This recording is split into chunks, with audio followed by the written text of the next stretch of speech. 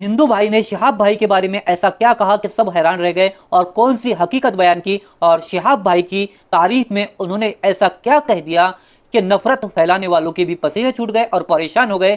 इस वीडियो में पूरी डिटेल उन्हीं की जुबानी सुनिए, हिंदू भाई शिहाब भाई के बारे में क्या कहते हैं। दोस्तों नमस्कार, मेरा नाम रविकांत भारती है। भारत का नाम पूरे विश्व में गौरवान्वित करने वाले व्यक्ति का नाम शिहाब भाई है और ये मुसलमान कौम से हैं और यह एक ऐतिहासिक कार्य कर रहे हैं जो केरला से मक्का हज के लिए पैदल निकल पड़े हैं। टोटल जो दूरी है वो 8,640 किलोमीटर की दूरी है। सुन के भी हम लोगों के होश उड़ जाते हैं और इस साहस को दाद देनी पड़ेगी कि कितना जबरदस्त इन्होंने साहस किया है कि ये 8,640 किलोमीटर की दूरी ये पहुंच रहे हैं पैदल और वहां जाके हज करेंगे। दोस्तों तमाम लोगों ने इनका मजाक भी बनाया कि समुद्र के रास्ते कैसे जाओगे, तो मैं कहूंगा उन लोगों को अपना नॉलेज बढ़ाना चाहिए क्योंकि भारत से जो है मक्का और खाने काबा तक जाने का भूमि का भी रास्ता है। उसके लिए भारत से पाकिस्तान जाना पड़ेगा, पाकिस्तान से ईरान जाना पड़ेगा, ईरान से इराक जाना पड़ेगा, इराक से कुवैत जाना पड़ेगा, कुवैत से सऊदी अरबिया जाना पड़ेगा और सऊदी अरबिया में मक्का खाने काबा में जाके कोई व्यक्ति पैदल भी जाके हज कर सकता है।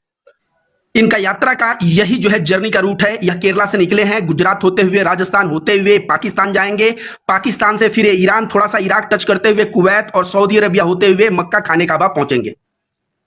दोस्तों इतनी बड़ी हिम्मत का कार्य के और इनके पीछे का त्याग देखिए। इनकी भी परिवार है, अपने परिवार को छोड़ के 1 वर्ष के लिए ये लगभग पैदल यात्रा पे निकल चुके हैं, तो परिवार से अलग रहेंगे। दूसरी नंबर बात, रास्ते में चल रहे हैं तो बारिश हो रही है तो बारिश में रेनकोट पहन के चल रहे हैं, कहीं धूप हो रही है उसमें भी चल रहे हैं, कहीं ठंडी होगी उसमें भी चलेंगे। सोचिए अपने शरीर को, इसी को हिंदू धर्म में तपस्या कहते हैं, यह किस तरह से अपने शरीर को तपा रहे हैं और एक तरह से तपस्या कर रहे हैं ईश्वर के प्रति, अल्लाह के प्रति। और शायद अल्लाह का यह समर्पण, अल्लाह के प्रति यह प्रेम ही इनके दिल में इतना साहस दिया है कि यह पैदल वहां तक जाने की जरूरत कर रहे हैं। लेकिन मजाक करने वाले लोग कहां नहीं होते, हिम्मत तोड़ने वाले लोग कहां नहीं होते। दोस्तों तमाम लोग कमेंट कर रहे हैं कि ये जो है पैदल जाना सही नहीं है, ये हवाई जहाज से चले जाते, ये जो है समुद्र के रास्ते से चले जाते, किसी साधन से चले जाते। पैदल जाना अपने जान को जोखिम में लेना है। तो जो भी व्यक्ति यह बात कह रहा है, पहले मैं उससे कह दूं, याद रखो कन्फ्यूशियस ने कहा था कि हजारों मील की यात्रा एक कदम से शुरू होती है और रोज अपने जीवन में एक पत्थर को साइड करते जाओगे तो एक जीवन काल में पहाड़ को तुम साइड कर दिए रहोगे। दशरथ माझी जो पूरा पहाड़ तोड़ा वो पहाड़ एक दिन में नहीं तोड़ा। साहब भाई भी यह यात्रा एक नाइट में नहीं कवर कर ले रहे हैं कि इनका कुछ हेल्थ इशू आएगा। साहब भाई ऑलरेडी प्लान करके सोच समझ के रोज उनको 25 किलोमीटर चलना है कि 30 किलोमीटर चलना है।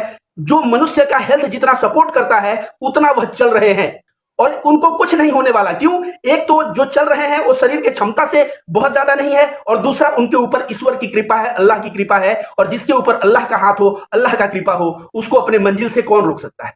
अब सद्दाम भाई का पहुंचना ये हम लोगों को लग रहा है बहुत ही खेला बात, लेकिन यह खेल की बात नहीं है। अगर यह बंदा हज के टाइम पे वहां पहुंच जाए और ईश्वर करे कि पहुंच जाए, महादेव करे कि पहुंच जाए, अगर वहां पहुंच जाएंगे तो समझिए इन्होंने किस तरह से टाइम मैनेजमेंट किया, किस तरह से दूरी मैनेजमेंट किया, किस तरह से छोटे छोटे कदम लेके बड़े लक्ष्य को हासिल किया। और यह चीज जो है ना इनसे सीखने की रह जाएगी।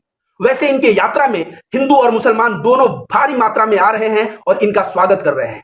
यहां तक कि गुजरात पुलिस, गुजरात में इनका ट्विटर अगर आप देखेंगे तो इनको ऑफिशियल ट्विटर अकाउंट से गुजरात पुलिस को इन्होंने धन्यवाद दिया है क्योंकि गुजरात पुलिस इनको बहुत ही मदद किया है, इनके सुरक्षा में लगा रहा है और बहुत ही सम्मान इनको गुजरात में मिला है। अब यह राजस्थान में पहुंचने वाले हैं और राजस्थान से पाकिस्तान जाने वाले हैं। टोटल इनकी यात्रा जो है 56 दिनों की हो चुकी है और अभी तक इनका स्वास्थ्य बहुत ही अच्छा है और भगवान करे कि इनका स्वास्थ्य ऐसा ही बना रहे। और इस मुकाम को यह अगर पार करते हैं तो एक तो इनकी आस्था, इनका समर्पण अल्लाह के प्रति जो है सो है, भारत का भी नाम पूरे विश्व में एक मिसाल बनेगा कि भारत का एक ऐसा बंदा है जो इतने किलोमीटर की हज यात्रा करके और जो है हज करने आया। आप सभी को बता दें दोस्तों, जो लोग कह रहे हैं इतना दूर पैदल चलना, अगर भारत में आप रहते हो या पुराने जमाने में कहीं भी, चाहे मोहम्मद साहब की जिंदगी पढ़ो, चाहे बुद्ध की पढ़ो, चाहे महावीर की पढ़ो, पैदल चलना जो है तपस्या का एक हिस्सा था। आपको विश्वास नहीं है? आज भी जापान के कुछ बौद्धिस्ट हैं जहां पे माना जाता है कि आप बौद्ध सन्यासी हैं तो पृथ्वी की एक परिक्रमा जितना पैदल चलना पड़ेगा। जी हां, देखिए यहां साइड में पेपर में कटिंग भी मैंने दिया है, ऐसा लिखा हुआ है। और बुद्ध अपने जीवन में, मोहम्मद साहब तो आपको सभी को पता है हिजरत किया उन्होंने मक्का से मदीना और कहां कहां। गौतम बुद्ध भारत के थे, मैं बता दूं, वह अपने जीवन में इतनी यात्रा की है, इतनी यात्रा की है कि उनको यात्रा को बिहार कहा जाता था। बिहार कर रहे हैं बुद्ध, और इतनी यात्रा की है कि एक भारत में राज्य का नाम ही बिहार पड़ गया। बिहार का मतलब होता है चलना, पैदल यात्रा करना, बिहार करना। नौका बिहार होता है, नौका पे घूमना, तो घूमना इतना उन्होंने घूमा। सोचिए वो श्रावस्ती जाते तो पैदल जाते, वह सारनाथ आए तो पैदल आए, वो गया आए तो पैदल आए। और वे हमेशा केवल बारिश में 3 महीने वे पड़ाव डालते थे, नहीं तो थ्रू आउट घूमते रहते थे, बिहार करते रहते थे। तो बौद्ध धर्म में भी पद यात्रा का बड़ा ही महत्व है। जैन धर्म की बात करें तो महावीर कहा जाता है अपने जीवन के 12.5 साल 6 महीने उन्होंने पैदल चलते रहे, ध्यान साधना करते हुए पैदल चलते रहे। 12.5 साल, सोचिए 12.5 साल में। अब मैंने इस बंदे का देखा तो मुझे कहीं ना कहीं याद आया कि भाई बारिश में भी चलेगा, गर्मी में भी चलेगा, इस शरीर को एक तरह से तपस्या ही तो कर रहा है। आप सोचिए महावीर पैदल चलते थे। कभी कभी ऐसा भी हुआ है कि 3 दिन पे 1 दिन भोजन मिला है, कभी 13 दिन पे 1 दिन भोजन मिला है, और महावीर जो है काफी पतले हो गए थे अपने तपस्या के दौरान। तो आप समझिए कि भारत में महावीर भी पैदल चले। और हिंदू धर्म अभी कांवड़ यात्रा जा रहा है ना, हम लोग क्या बाबा विश्वनाथ या यहाँ बाबा धाम जो झारखंड में है वहां पे हम लोग गाड़ी घोड़े से नहीं पहुंच सकते? बिल्कुल पहुंच सकते हैं, लेकिन हम लोग देवघर पहुंचने के लिए सुल्तानपुर से हम लोग जल उठाते हैं। और सोचिए यहाँ पे प्रयागराज से जल उठाते हैं काशी विश्वनाथ जाने के लिए। 120-30 किलोमीटर की दूरी पैदल क्यों जाते हैं? सिर्फ इसलिए जाते हैं क्योंकि हमारे दिल में भगवान शंकर और महादेव के लिए जो समर्पण है, उस समर्पण को दिखाने के लिए, अपने भक्ति को दिखाने के लिए और अपने दिल से लोग पैदल जाते हैं। तो कांवड़ यात्रा में भी पैदल का बहुत ही महत्व है।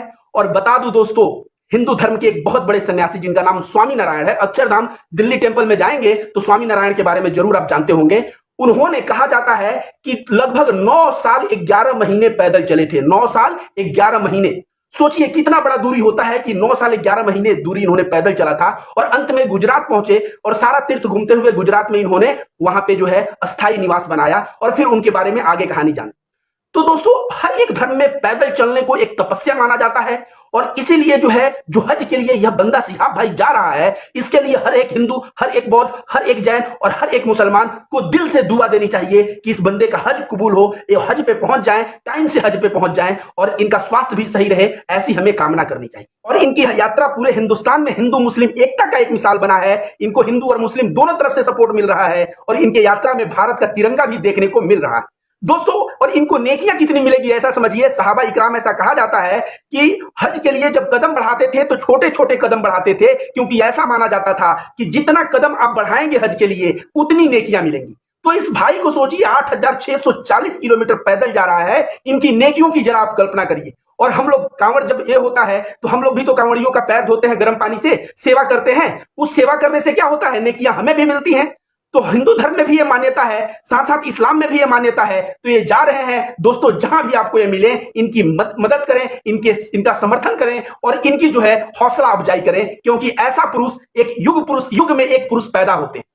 दोस्तों, थोड़ा आप लोग ही सोचिए कि इतनी दूरी, अब तमाम लोग कह रहे हैं कि पैदल जाने के लिए मैं भी इनके साथ जाऊंगा, मैंने कमेंट देगा मैं भी इनके साथ जाऊंगा। तो भाई आप इनके साथ जाएंगे, आपको पता है इन्होंने वीजा लेने के लिए भी संघर्ष किया है, 5-5 कंट्री से इन्होंने वीजा लिया है। आप वीजा लेंगे तब तो इनके साथ जाएंगे। दूसरा, हज के लिए जो है जीवन में एक बार जाना अनिवार्य है और उसी को अनिवार्य है जो सक्षम हो। तो आप अगर सक्षम हो तो वीजा बनवाएं, लेकिन आप हमेशा याद रखें इनके साथ प्लानिंग करना बड़ा मुश्किल है। इसके साथ साथ जितने भी हिंदू भाई हैं, मुसलमान भाई हैं, इन सबको मैं कहता हूं कि धार्मिक कोई भी क्रियाकलाप गलत नहीं होता। आजकल नमाज को लेकर जैसे कार्य किया जा रहा है, मैं कहता हूं उमर हजरत उमर समय का एक वाकया है कि हजरत उमर के दरबार में एक बूढ़ी औरत आई और बोली मैं तेल लेके जा रही थी और मेरा तेल जमीन में गिर गया और मुझे वही तेल चाहिए। और वो रो रही है, बोल रही है, रिक्वेस्ट कर रही है, वही तेल चाहिए। अब सोचिए जो तेल जमीन में गिर गया है उसको कैसे दिया जाए। तो हजरत उमर ने एक चिट्ठा लिखा और कहा कि लेके जाओ और उसको वहीं पे रख दो जहां तुम्हारा तेल गिरा है।